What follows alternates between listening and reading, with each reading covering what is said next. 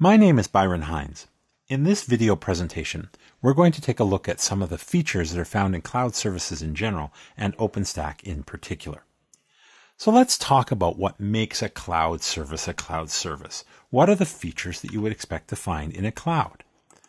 Well, pretty much any cloud is going to support computing, storage, and networking. Now, this we're dealing with either infrastructure as a service or platform as a service. We're not dealing with applications as a service or individual cloud-based services, such as web-based email. If all you're doing is web-based email, as a user or even as somebody provisioning users, I'm not going to see the computing, the storage, and the networking. I'm just looking at the service. I'm just connecting to my email. Now, it will obviously have computing and storage and networking under the hood.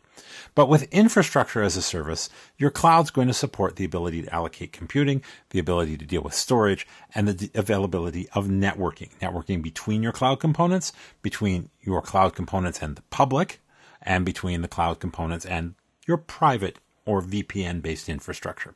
So pretty much any cloud is going to have support for these things. So what makes a cloud different than something that's simply a remote data center?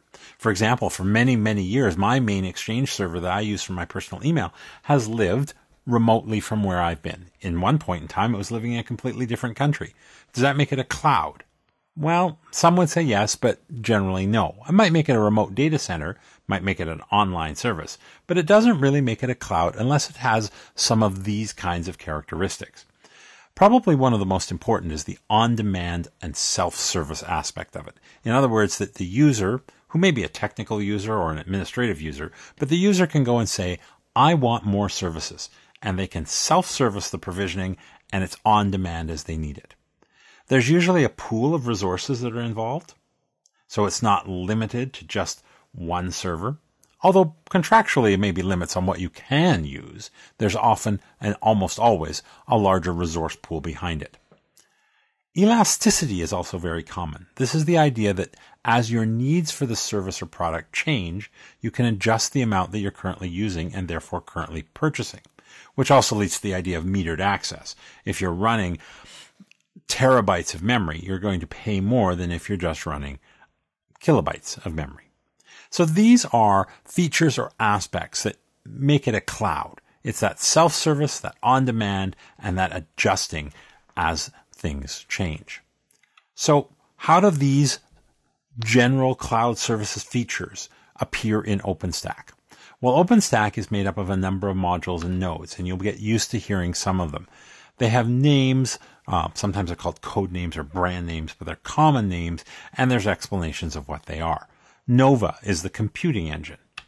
Swift is used for storing objects or files.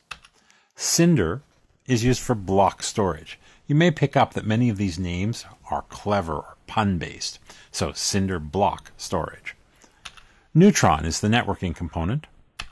Horizon is the dashboard, which provides that self-service and that ability to configure things.